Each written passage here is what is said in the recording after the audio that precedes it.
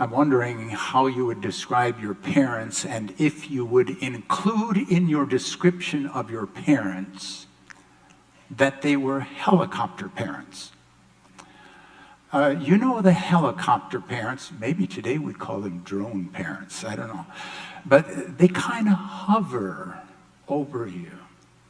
They want to make sure you're doing well, even if you're living on your own, even if you're in your 20s or 30s, they're still hovering because you're still their babies.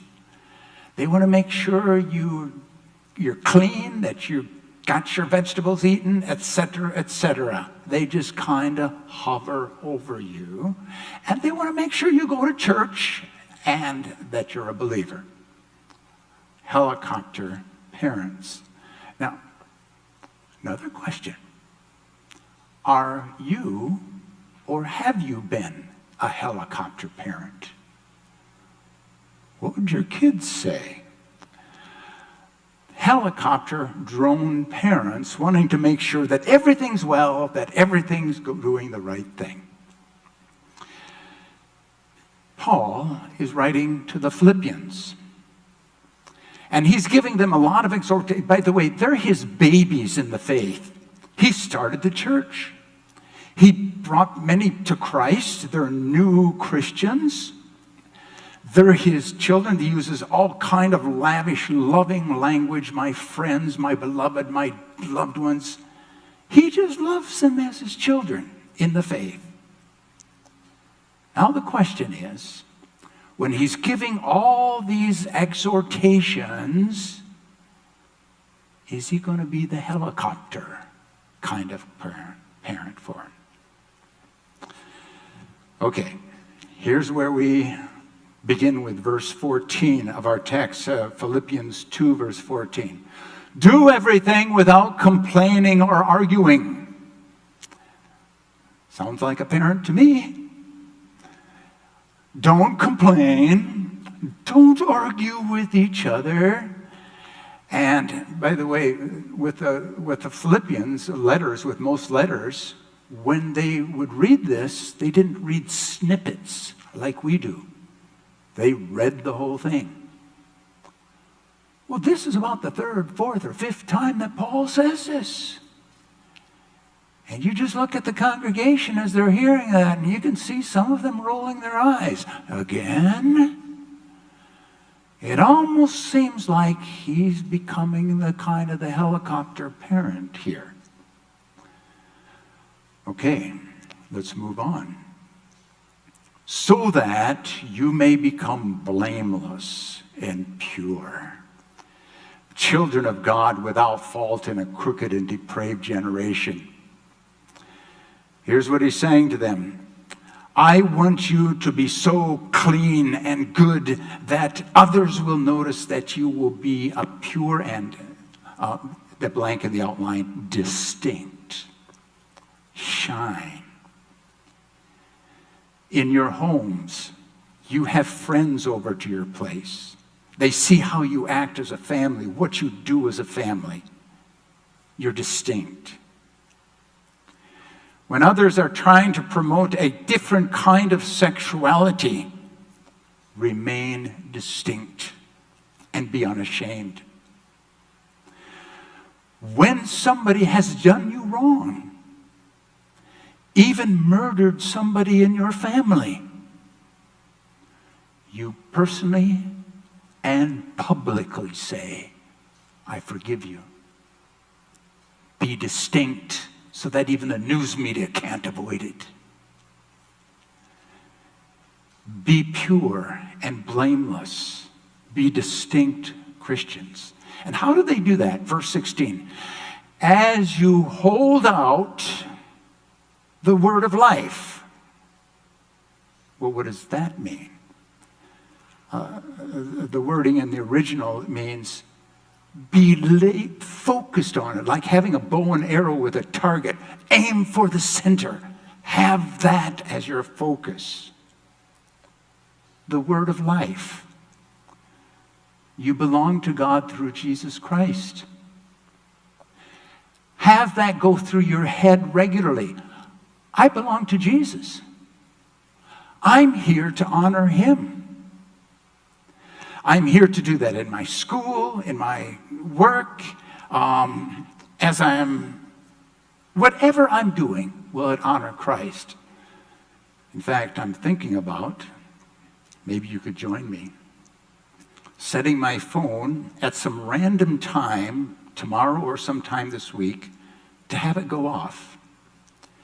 And have it go off and label it Living for Jesus. It will remind me in the middle of my day, and what am I doing, and how am I living? Is it directly focused on Jesus Christ for him? That's what Paul is asking the Philippians to do. Be laser focused on living for Christ. I love that description he gives right at the end of verse 15. As you live in this depraved generation in which you shine like stars in the universe. Growing up in the farmland of southwest Minnesota and some in northwest Iowa too, we'd milk cows early in the morning. It would range anywhere from 1 o'clock to 5 o'clock in the morning. And we'd go outside to get the cows in. And of course, if you're on a farm where you're away from city lights, you look up and the stars are just shining. In fact, you can almost see your shadow, how bright they are. When the daylight comes, do the stars disappear? No. They're shining right now. You look up in the sky, you're seeing some of the light of the stars, but you don't notice them. It's only when it gets dark that the light of the stars are shining. The darker your world gets in which you live, the more you're going to shine. In the 1970s, someone gave a large contribution to Harvard University, and it was designated what it was to be used for. It was to be used to endow a chair in business ethics at Harvard Business College. So here was this huge contribution to fund this position, to teach business ethics. They couldn't fill the chair for a long while. There were a couple of reasons. There was no curriculum like that. Didn't have anything to teach. The only thing they had been doing is teaching them how to make money. Didn't involve ethics. The other complication was they were right in the middle of firmly teaching in other courses there is no such thing as truth. There is no such thing as moral standards. So how do you get all this money to teach a business ethics course if you have nothing to teach? In fact, it seems to go against what we're teaching elsewhere.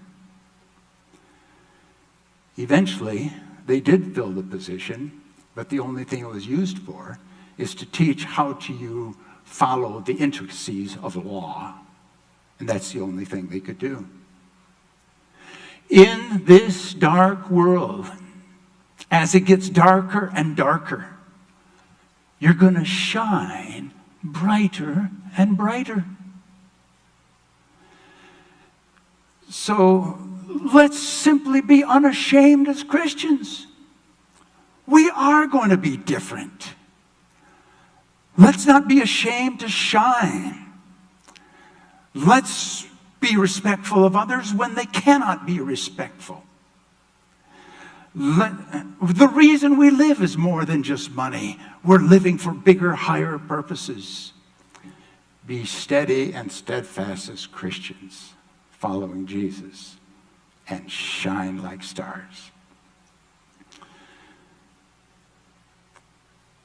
As they do this, this has an effect on Paul. If we go into the next slide, Paul says, he wants them to do that I may boast on the day of Christ that I did not run or labor for nothing. But even if I am being poured out like a drink offering on the sacrifice and service coming from your faith, I'm glad and rejoice with all of you, so you too should be glad and rejoice with me. He's basically saying, I'm a prisoner. I'm on death row, possibly, but that doesn't matter. What makes me really, really happy and filled with joy is that you're living for Jesus. And that you're shining like stars right now. And then when Jesus comes back again, I'll see you there. You'll be there in the glory of Christ, belonging to him. And you're going to fill my heart with so much joy, being proud in a good way. Parents love this. To see their kids doing what is right and good, to see their kids following Jesus. Joy. That's what happens with Paul. Okay. Now we're going to look at verse 12. My dear friends, as you have always obeyed, not only in my presence, but now much more in my absence, continue to work out your salvation with fear and trembling. Now, this word salvation is kind of a generic term that means more than just being right with God through Jesus Christ. Your sins are forgiven, you're right with God, you're saved. The salvation has a bigger concept. It's the idea that everything's made right. Everything's made right between you and God.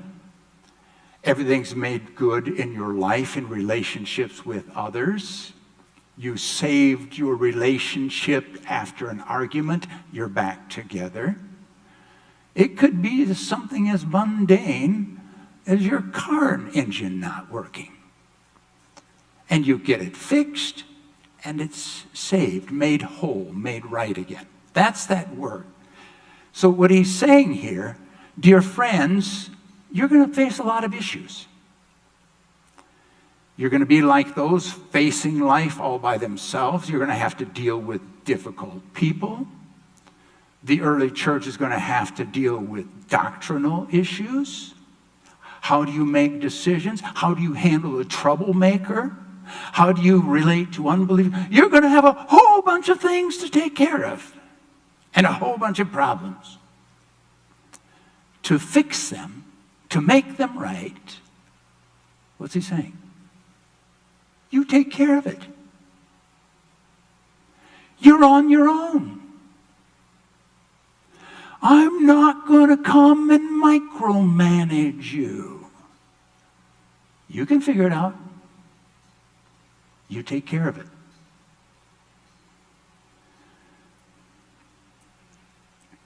I remember shortly before he got married, having a meal with Barb's family in Tucson, Arizona. And they had a big glass door that looked out into their yard, the desert, and then the mountains in the background. And there was this special stone just outside the cement patio, a special stone about maybe that big around, that big, like that deep, with a hole in it called a matati. That's where Native Americans would grind their corn in it. Barb's dad said, Barb, when you get married, I'm going to take your dinner plate and I'm going to smash it on that matati, that rock. Well, he didn't literally do that, but his point was this.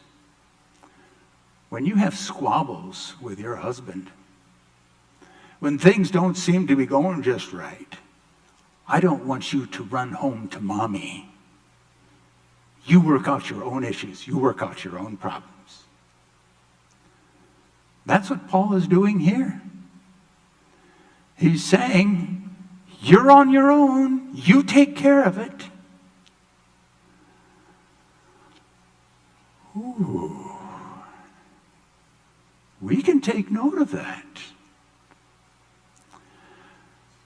I've seen parents over the years do this hovering over their children.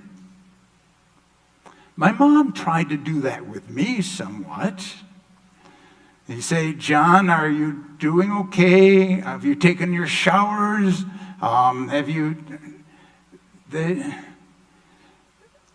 You see, there's a tendency to want to tell our children what to take into their body, what friends to have, how to handle finances, making sure you go to church.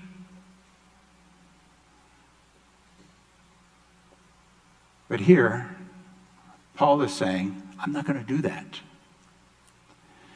Now, okay, I'm not going to belabor that too much. Now, does that mean we do nothing? Does that mean, okay, we kick the kids out of the house? Good, you're on your own? No. Are we involved? Sure we are. And by the way, I'm not just talking about children. I'm talking about somebody new in the Christian faith, that you've led someone to Christ. I've been a mentor to mentees, to those who are new in the pastorate. I've wanted to tend to micromanage them, to tell them, could you make sure you're doing it this way, that way? You're going to have a funeral, make sure you do it this way. We need to back off. Does this mean we do nothing? Oh no. We do a lot. We love our kids. We pray for them. And here's a blank in the outline. We model the faith to them. But otherwise, we leave it up to them.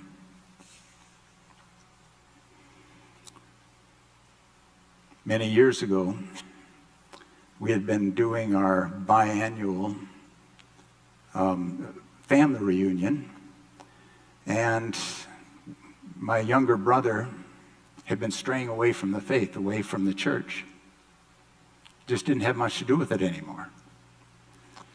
And it was kind of a grief for his wife, and I talked to him one time during this reunion. I said, I know that you've not been going to church much lately, and I'd like to encourage you to do that. But Jerry, I'm not going to bring it up ever again. I just want to do this one time, and I won't bring it up again. And I didn't. I didn't even hint at it in the years to come. I just let him and the Lord work it out. A few years later, he called me. He said, John, I remember you talking with me about this, that you wanted me to come back to the Lord. I'm coming back to the Lord. I'm going to church. And now he's a very zealous Christian. It's delightful. What was my role? I brought it up once and then let it go. Now, here is Paul saying, you work out all of these things, all the issues of life, you work it out yourselves. How can he step back and just relax about that? Especially when you can be afraid they're going to walk away. Let's go to the next slide, verse 13. For it is God who works in you to will and to act according to his good purpose. That's how he can do it. You see, he's getting the big picture here. Paul with Philippians, us with our children or new Christians. How did they come to the faith in the first place? Is it because we were good parents or persuasive? Was Paul just really a good persuader? Did he say just the right words? Maybe he did all that.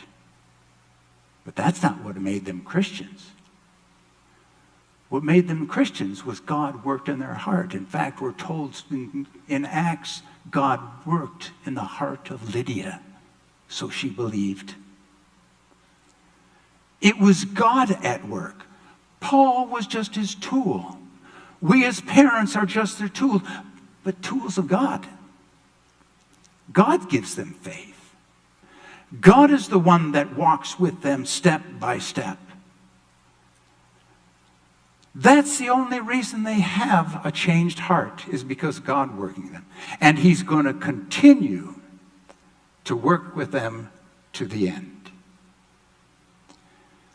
And what God will do is bring others in to help them grow in the faith. By the way, that's that blank. Others will come to help them grow in the faith. Let me suggest, if we're trying to kind of micromanage people in their faith too much, you can actually hurt them. Let me give you the analogy here in the next slide. Here's the butterfly I was talking about. This shows different stages of a butterfly. It looks like a monarch. A butterfly coming out of I want to say cocoon, but yes, I know it's supposed to be chrysalis, but I'll just call it a cocoon. You see on the left side where the butterfly still is inside the chrysalis there. Then the second stage is where it squeezes out of that cocoon or chrysalis.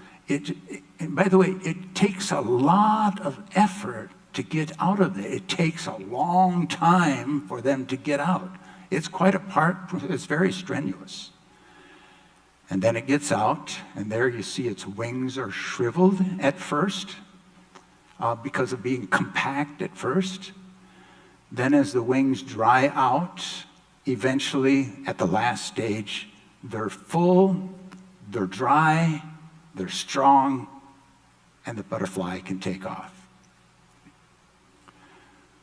Once there was someone who saw this butterfly at the second stage there, trying to squeeze out, and it was so hard to squeeze out. So what they did was just kind of pull that opening a little wider to help them, to help the butterfly get out. To the person's horror, that butterfly stayed at that middle stage. Its wings stayed shriveled. Eventually, it just died. What needs to happen is that butterfly needs to squeeze through this tight opening so that the blood and the life juices are squeezed into the wings. And it forces that juice and blood to flow into the wings as they squeeze through that hard opening. And so that's why later on, as it's drying out, the blood is in the wings, they can expand, and then it can fly away. If it doesn't go through the struggle of going through that opening, it'll shrivel and die. Well, you see the connection here. We can actually hurt somebody by helping them too much, by cushioning them, by holding their hand. For those that we've grown in the faith, that we've brought to the faith, we need to be careful not to cushion them, not to take away their problems. Let God use others to help them grow in the faith. In fact, we may be interfering with God's plans if we help them too much. Okay, let's go to the last one. We need to keep in mind that God is working from the beginning to the end. He's working in everybody who comes to the faith. He gives them a new heart. He gives them a new mind. He's run to direct them all the way to the end. But not just our children. us too. We too need to totally depend on God. You see, growing up in a strong Christian home, strong Christian church, strong Christian community, I was surrounded with strong, faithful people, and I felt it just came naturally. I'm a believer because that's just naturally me. I need to realize how fragile my faith is. I remember as a kid looking at my grandparents. They were stalwart in reading the Bible, either in Dutch or in English. And their prayers were long and eloquent. I thought these were people strong in the faith. And then when I became a pastor and would visit people in the nursing homes, my bubble popped. Because as they came to know me and trust me, they started opening up about their fears, their doubts. And they're wondering, is everything okay? I'm wondering about everything I learned, whether it's true or not.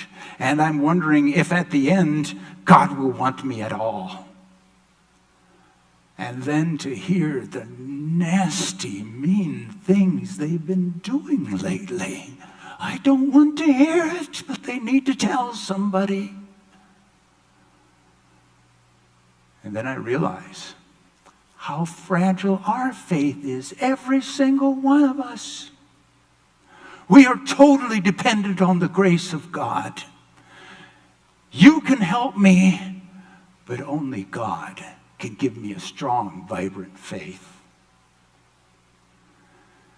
And that's why part of my prayer has become, Lord, hold on to my heart. And if I pray for you, I might pray, Lord, hold on to their heart. We all need God, because for every one of us, our faith is fragile. So how can we go forward? How can we go forward dealing with life in a dark world, shining like stars? How can we do that all the way to the end? Only one way. We're totally dependent on the grace of God to work within us, both to will and act according to his good purpose. Let us pray.